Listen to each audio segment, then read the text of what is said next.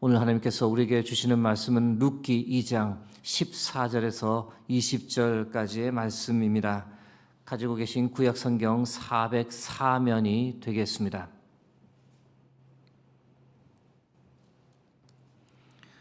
허락하신 말씀 룻기 2장 14절에서 20절까지의 말씀 교독하겠습니다.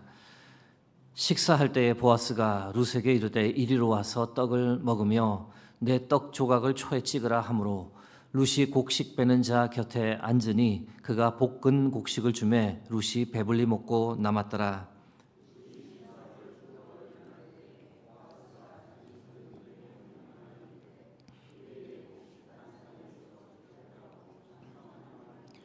또 그를 위하여 곡식 다발에서 조금씩 뽑아 버려서 그에게 줍게 하고 꾸짖지 말라 하니라.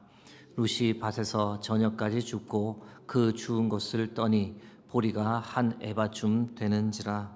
그것을 가지고 성읍에 들어가서 시어머니에게 그 주운 것을 보이고 그가 배불리 먹고 남긴 것을 내어 시어머니에게 드리매 시어머니가 그에게 이르되 오늘 어디서 주었느냐 어디서 일을 하였느냐 너를 돌본 자에게 복이 있기를 원하노라 하니 룻이 누구에게서 일했는지를 시어머니에게 알게 하여 이르되 오늘 일하게 한 사람의 이름은 보아스니이다 하는지라.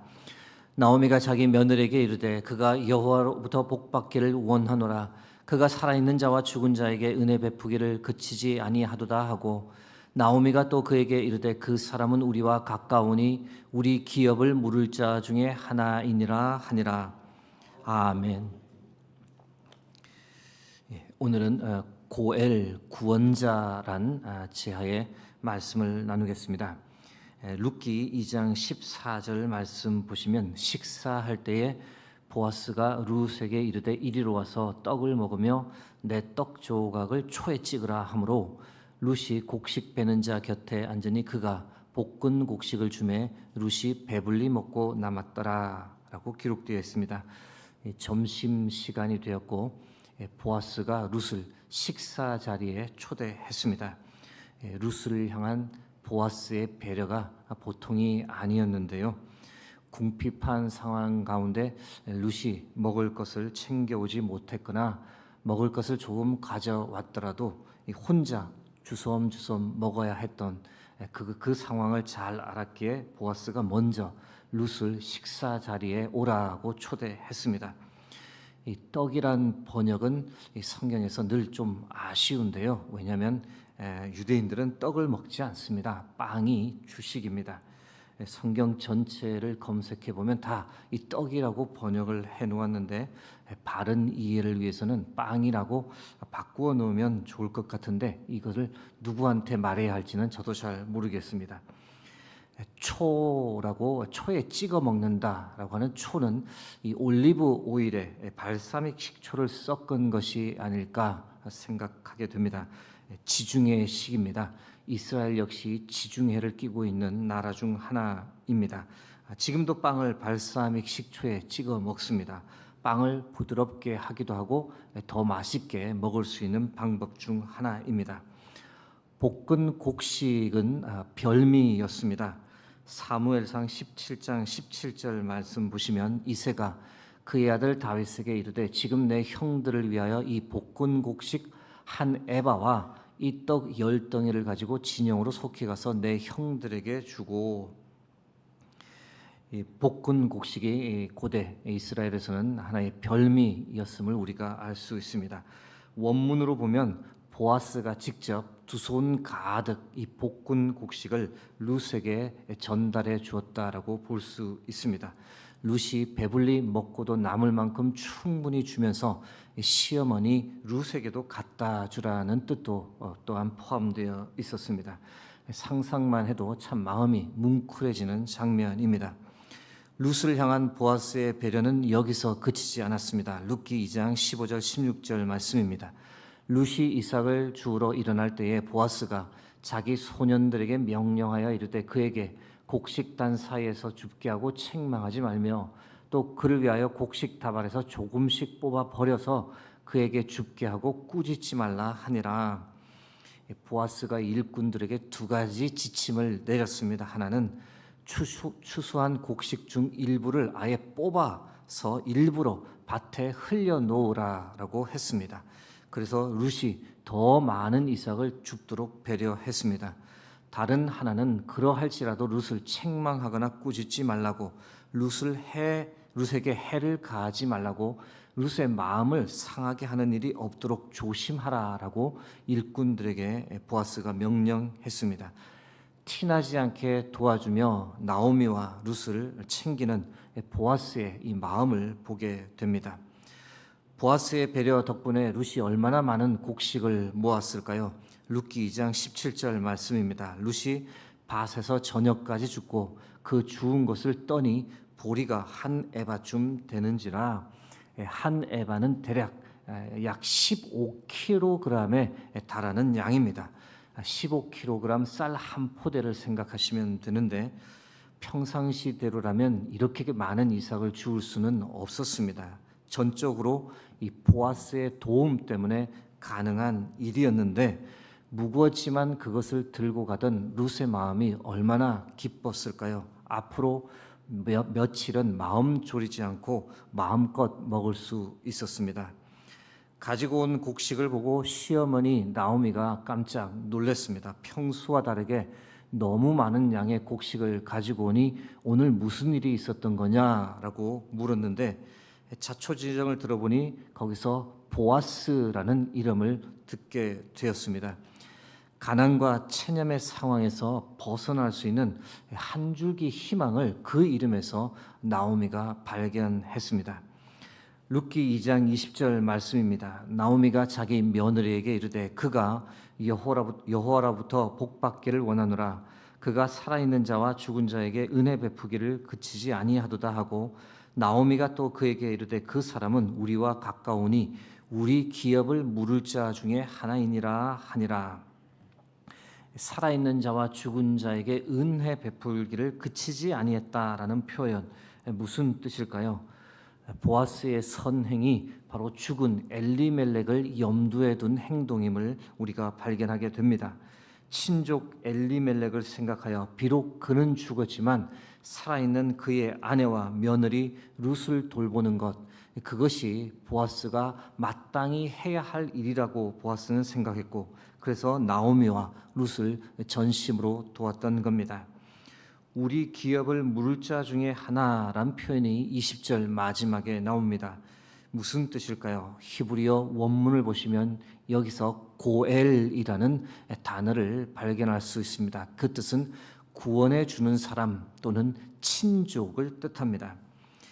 기업을 물은다라는 표현 정확히 이해하려면 이스라엘 구약 시대 때에 있었던 두 가지 독특한 구제 제도를 우리가 알아야 합니다. 하나는 형사 취수 제도입니다.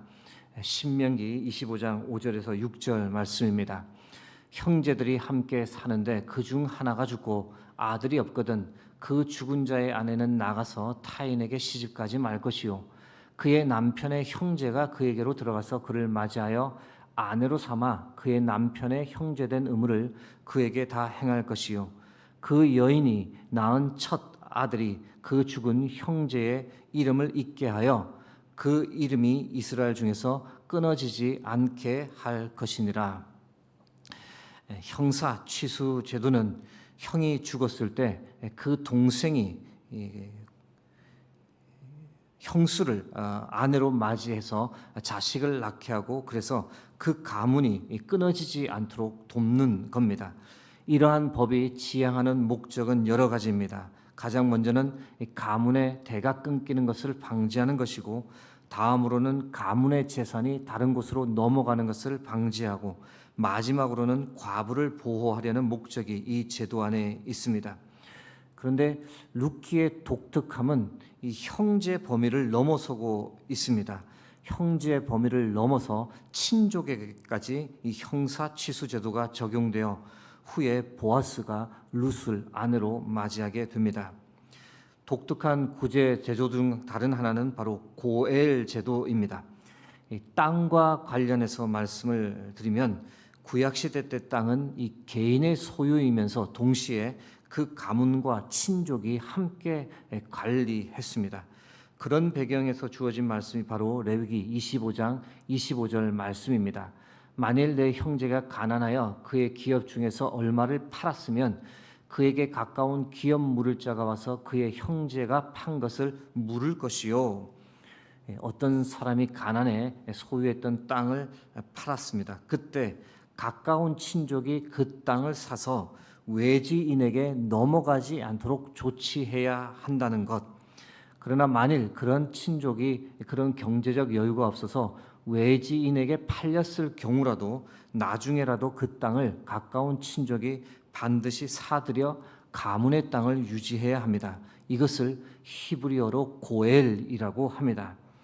만일 그럴 사람이 없을 경우는 어떻게 될까요? 그 땅을 외지인이 구입했다 할지라도 구입한 사람은 희년이 되면 반드시 그 땅을 원주인에게 돌려주어야 합니다. 오늘날 우리가 이해하기는 쉽지 않지만 이것이 성경에 기록된 토지에 대한 법이었습니다. 즉 처음에 배분된 토지가 가문에서 다른 가문으로 넘어가지 않도록 가까운 혈연 공동체가 함께 그것을 지켜나가도록 성경이 규정했던 겁니다. 고엘 제도는 이 노예 해방과도 관련되어 있습니다. 레위기 25장 47절 이하에 나오는 내용인데 가난으로 인해서 많은 양의 빚을 지게 되었고 그래서 이방인이나 다른 가족의 노예로 팔려가는 경우가 있었습니다. 그러면 이후 그의 형제들이나 그의 삼촌들 또는 그의 사촌들 중에서 그 사람을 속량할 의무가 있었습니다. 즉 대가를 지불하고 그를 구출해 와야 했습니다. 고엘 제도의 목적은 혈연 공동체를 함께 보호할 의무까지 부여했던 겁니다. 여기서 다소 급작스러운 전환이지만 우리가 예수 그리스도를 떠올리게 됩니다. 노예로 팔려간 친족을 구출해 오는 고엘 제도에서 마치 우리를 구원해 주신 예수 그리스도의 삶을 생각하게 됩니다. 우리는 원래 하나님께서 창조하신 하나님의 자녀였지만 하나님의 자녀로 살기를 거부하고 하나님을 멀리 떠났습니다. 그 결과 너무도 많은 죄를 범하며 살았고 모든 것을 다 잃고 사탄에게 완전히 사로잡힌 이 죄의 노예가 되어 버렸습니다. 그런데 죄의 노예가 되어버린 우리를 하나님께서 불쌍히 여기셨고 우리를 그 상태로 내버려 두지 않으셨고 우리를 다시 살리시려 아들 독생자 예수 그리스도를 이 땅에 보내셨습니다. 마치 예수님께서 고엘처럼 이 땅에 등장하셨던 겁니다.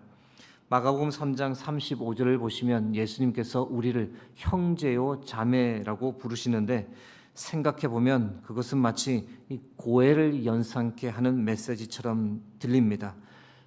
죄의 노예가 되어버린 우리를 속량하시려고 다시 말씀드려 우리를 죄의 종에서 건져 주시려고 예수님께서 오셨고 친히 우리의 몸값을 대신 지불해 주셨습니다. 십자가 위에서 자신의 생명을 희생하며 다 이루었다, 다 지불했다라고 선포하셨던 것은 결코 우연이 아니었습니다.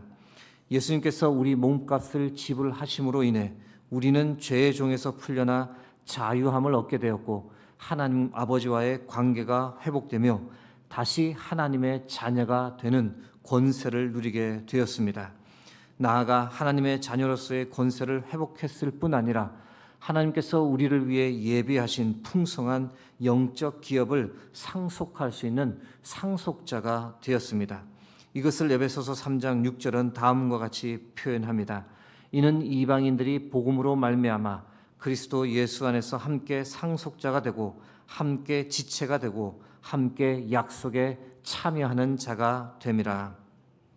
사랑하는 성도 여러분, 죄의 노예로 죽을 수밖에 없는 우리를 다시 살려주셨고 우리를 노예의 신분에서 하나님의 자녀된 신분으로 회복시켜 주셨고 우리가 하나님의 상속자의 삶을 살 수 있도록 인도해 주신, 그래서 천국과 영생의 선물을 기업으로 받을 수 있도록 우리의 삶을 이끌어 주신 주님께 감사하는 하루를 살아가길 주의 이름으로 축복합니다. 나의 고엘이 되신 주님, 나의 구원자 되신 주님, 나의 모든 것을 회복시켜 주신 예수 그리스도를 기억하고 오늘도 예수님께 감사하며 예수님께 기쁨이 되는 복된 하루를 살아가는 저와 여러분이 되길 주의 이름으로 축복합니다. 함께 기도하겠습니다. 하나님, 오늘도 우리에게 귀한 생명의 말씀 허락해 주셔서 감사합니다. 말씀을 통해 우리에게 오셨고 우리를 구원해 주셨고 우리에게 하나님의 자녀된 권세, 상속자로서 하늘의 그 영광스러운 기업을 물려받을 수 있도록 우리의 모든 것을 다 회복시켜 주신 주님을 기억하게 됩니다. 오늘도 그 주님과 동행하며 주께서 주신 믿음으로 이 세상에서 승리하며 살아가는 복된 하루 되게 하여 주옵소서. 주의 기쁨이 되는 하루를 살아가기를 간절히 소망하며 우리 주 예수 그리스도의 이름으로 기도드립니다. 아멘.